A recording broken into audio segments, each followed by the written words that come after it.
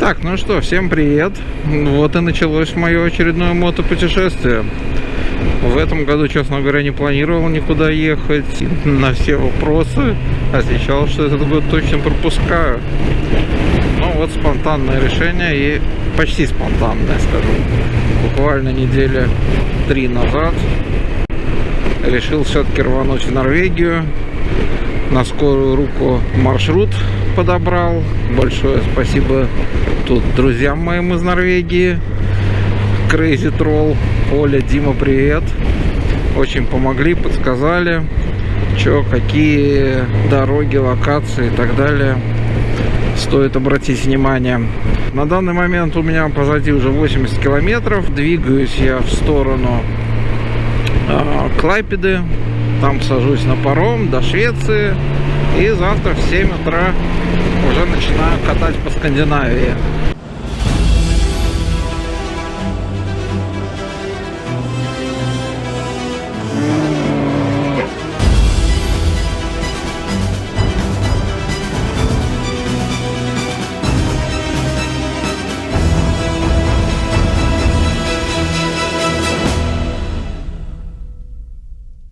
Погода, чуть-чуть был дождик в самом начале, проскочил его, снял все дождевики нафиг, и сейчас солнечно, только очень-очень сильный ветер, прям боковой местами так сдувает, что пипец. Я не знаю, на камеру может быть так будет не видно, но хотя бы по деревьям понятно, как гнутся.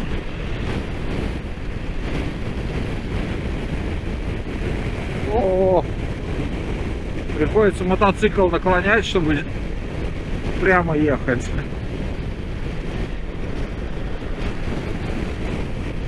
Ой, да, в этом году у меня новый сетап камеры. Ну, точнее, камера старая, новый сетап звука. Подвел микрофончик, шлем, так что, думаю, теперь будет получше со звуком. Избавился, скажем так, от старых болячек. Ну, посмотрим, что из этого выйдет. Ладно, едем. Вот сколько повалено деревьев. Это последний ураган был тут несколько недель назад в Латвии. И местами едешь, столько всего переломано. Вон какие вот завалены, даже большие. Ну вот и Литва. Въезжаем в Литву. И Литва нас встречает кладбищем. Не оптимистично.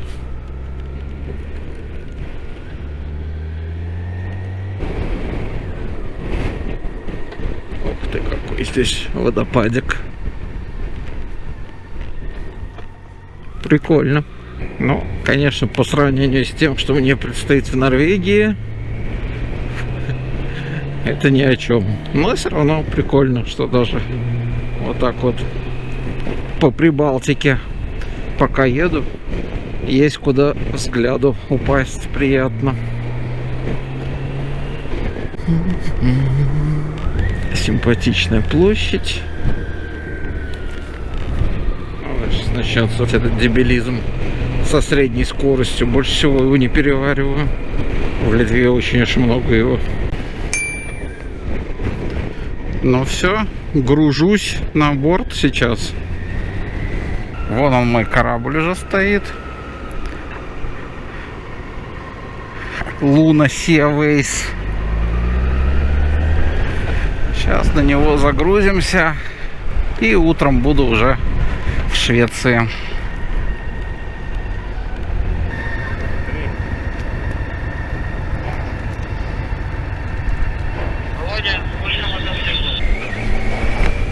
Ну вот я и заезжаю на корабль. Ура! Долго ждал очереди на погрузку.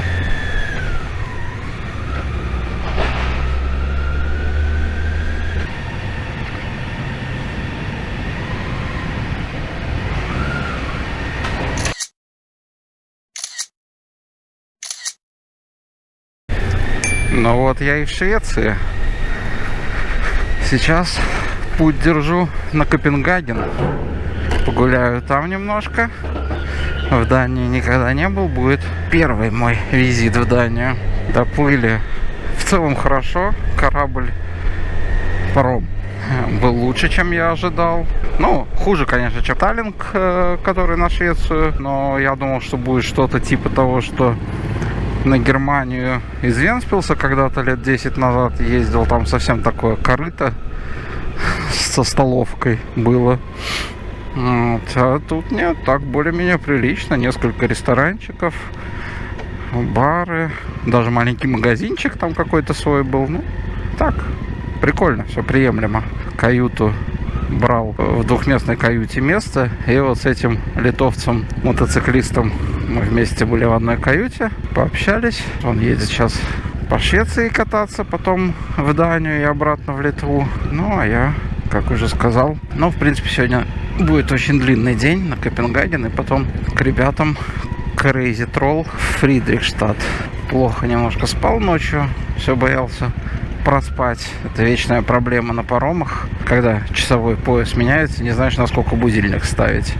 Поставил сначала по латвийскому, литовскому времени. Он прозвонил на час раньше, переставил его на час вперед, проснулся. А он, естественно, уже не прозвонил, потому что, когда подплыли к Швеции, он уже перевелся на шведское время. В общем, это вечная проблема на паромах. Вот. Ну, короче, не выспался, не знаю, сегодня буду на Редбулах. Как интересно, узором отражается разделительная вот эта полоса. Что у нас с температурой? Ну да, 15 градусов. Но главное, что солнечно, сухо. Я думаю, что воздух прогреется довольно быстро. Главное, что сегодня предстоит день без дождя. Это прям кайф. И, честно говоря, температура для поездки очень даже неплохая. Это лучше, чем по 40-градусной жаре ехать. Не люблю я, конечно, трассы и автобаны, когда еду на мотоцикле. Но тут кусочек придется проехать. Зато быстро доеду до Копенгагена.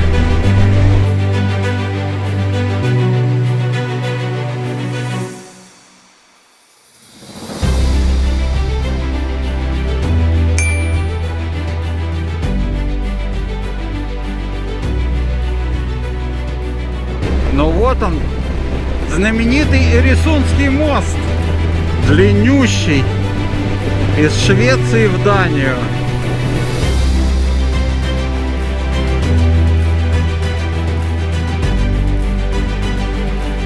Ой, а туда я не смотрел, вон сколько там ветряков на море.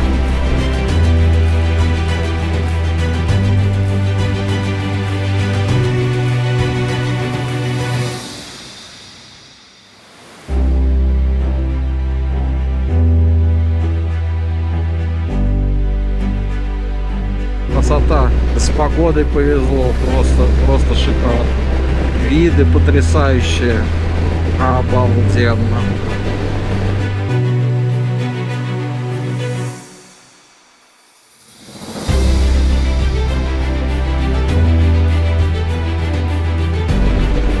Ну и вот она, Дания, Денмарк. Мой первый визит на датскую землю. Что удивительно, в Европе уже осталось мало мест, где я не был, но вот из Скандинавии был только Финляндия и Швеция. Ну вот я и проехал через мостик, но еще обратно туда поеду. Смотрю на тень, что палка от камеры как будто сильно гнется. Может быть, эта тень, конечно, так искажает. Но как-то выглядит страшно. Не хотелось бы ее потерять в начале путешествия. Дания. Все на велосипедах. Добрался до Копенгагена. Сейчас в самом центре города. Начну с того, что да, вот поднимусь на эту церквушку, не помню, как она называется, наверх. Надеюсь, она там открыта уже. И потом пойду погуляю немножко по городу, посмотрю. Сейчас главное еще парковочку найти. В Дании тут все плохо.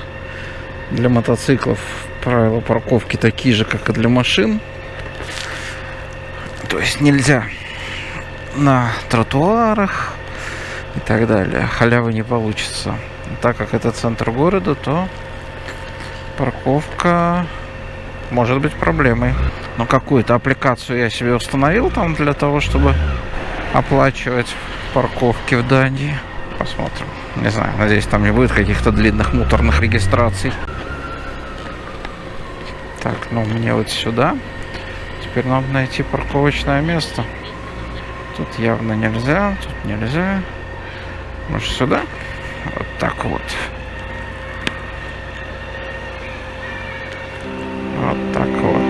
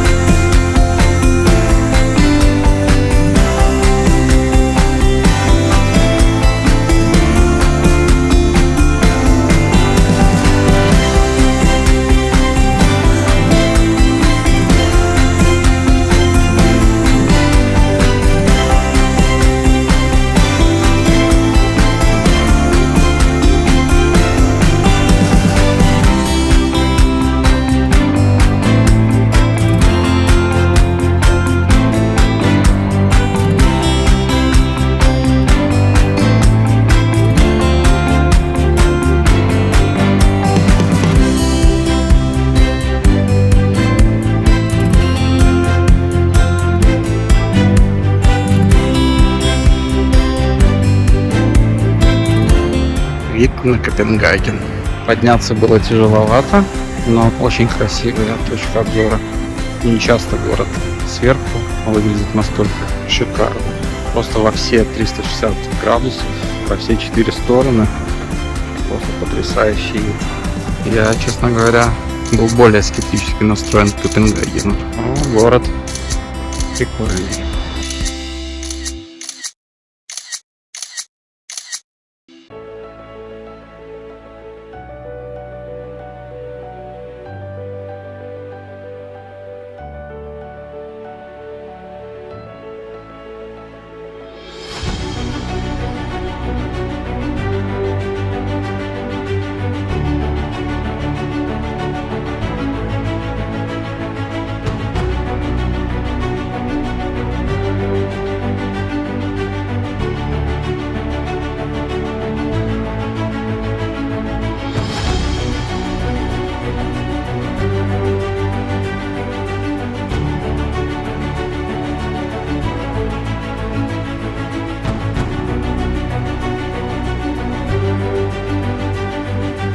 С утра погулял в Дании.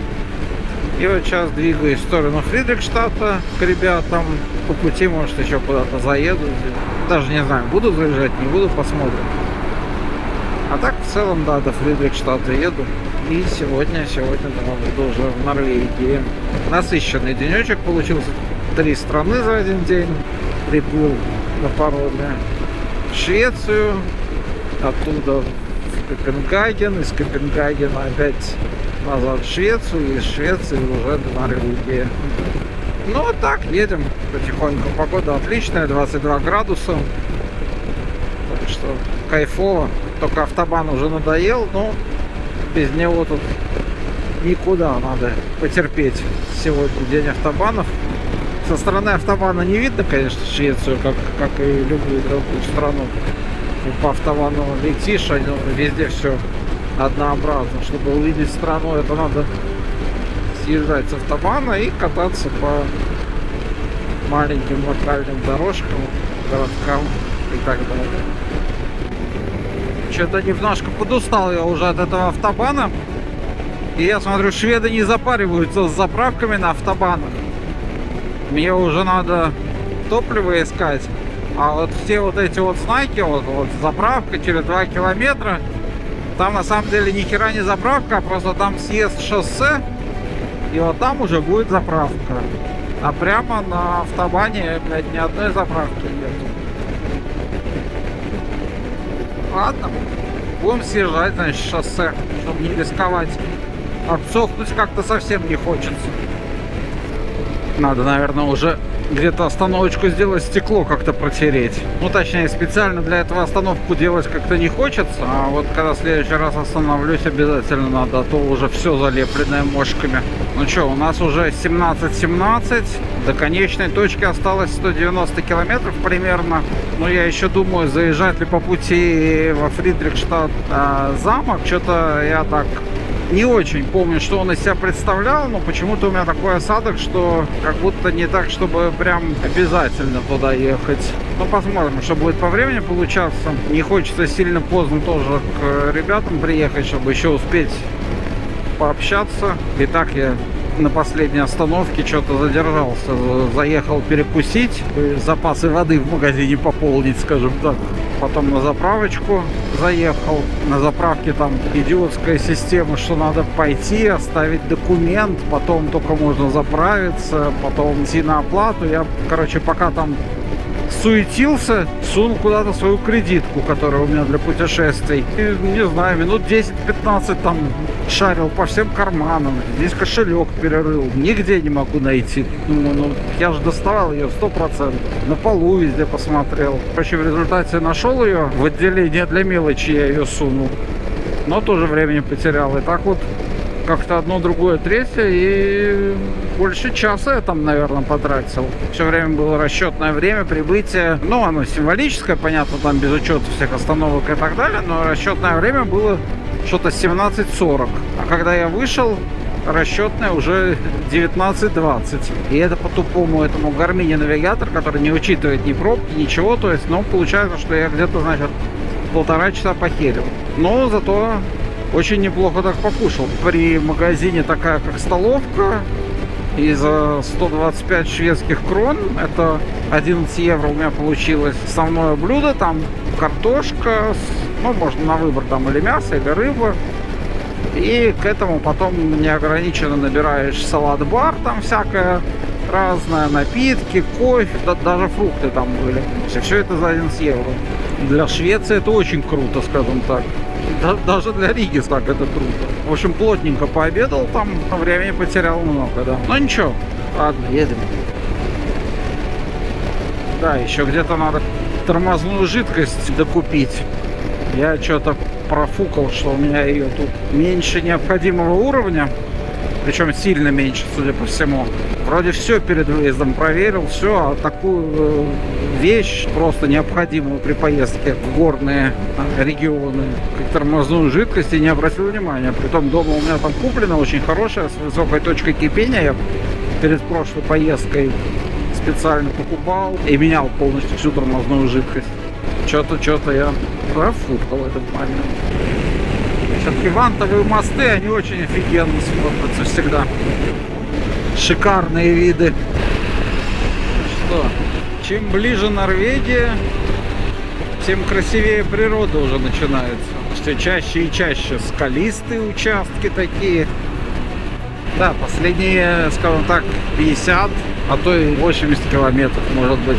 Уже природа поприятнее, так интереснее уже ехать. Ну, а между тем до границы мне осталось совсем немножко. Где-то километров 25 еще. Так, я должен был ехать вот по тому мосту в Норвегию. Мне его Оля показывала, он у меня был забит в навигацию. И где-то я накосячил. свернул не туда. Ну ладно. Значит, поедем тут. И вот она, Норвегия. Фуры стоят, как обычно, на границах. Но для нас все намного проще.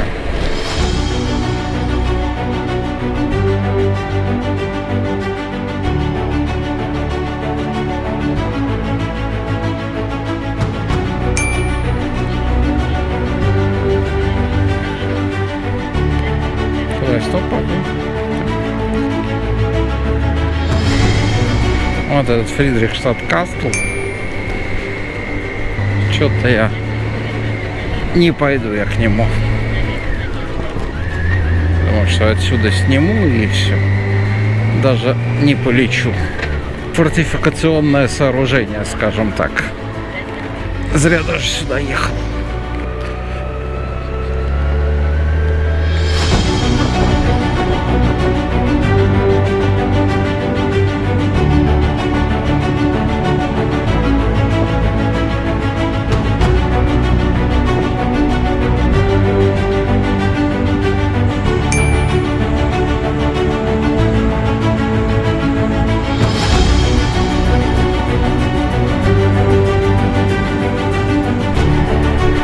Ну вот начинается красота.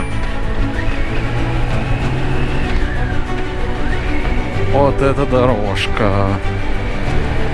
Не зря мне ее рекомендовали. Ну, точнее, у меня, конечно, не было особо вариантов мне по ней. Так или иначе маршрут лежал, но мне говорили, что она офигенная. Просто класс.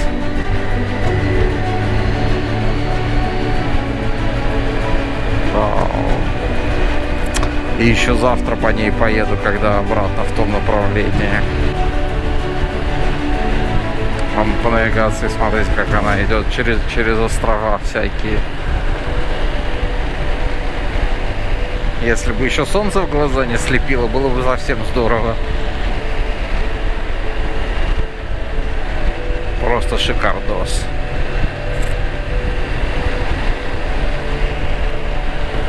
Что, может быть, дроном полетать тут?